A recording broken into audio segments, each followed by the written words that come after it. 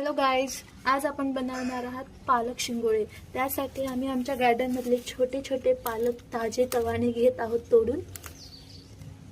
पाहू शकताय पालक किती हिरवी आणि फ्रेश आहे। आता आपण याला शिजवाय ठेवू।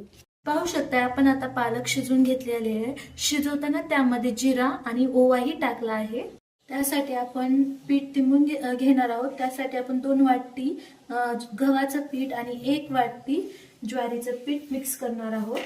आता त्यामध्ये मिक्स करण्यासाठी सामग्री आपण जे शिजवून घेतलेली पालक आहे ते आपण यात मिक्स करणार आहोत। त्यासाठी लागणारी इतर सामग्री लसण, मीठ, लाल तिखट आणि जिरे। आता आपण यात थोडंसं मीठ आणि लाल तिखट टाकून घेऊ आणि लसणाची पेस्ट। आता मस्तपैकी आपण याचा डो बनवून घेऊ। हे पहा, आपला डो बनवून तयार आहे। आता आपण कढईत तेल टाकून घेऊ। आता आपण यात जिरे मोहरी टाकून घेऊया। यात पाणी छान अशी उकळी येऊ द्यायची। आता आपण शिंगोळे तयार करायला घेऊ। पाणी आणि त्यात थोडंसं चवीनुसार मीठ। हे पहा, आपण हे पीठ घेतलेले आहे। आता याला असं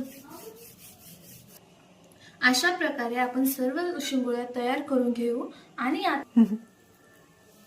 आता याला आपण पाण्यात टाकून घेऊ। सर्व डोच्या शिंगोळ्या बनवून घेतलेले आहेत। आता हे थोडंसं पीठ ठेवायचं, यात थोडंसं पाणी मिक्स करून आपण याला चांगलं असं पातळ करून घ्यायचं। ते पीठ छान प्रकारे आपण मिक्स करून घेतलेलं आहे पाण्यात। आता आपण हे पीठ त्या बनवलेल्या शिंगोळ्यामध्ये मिक्स करणार आहोत। त्यामध्ये असं मस्तपैकी घट्टपणा येईल। हे आपण मिक्स करत आहोत। ते मिक्स केलेल्यामुळे यात एक थिकनेस येईल।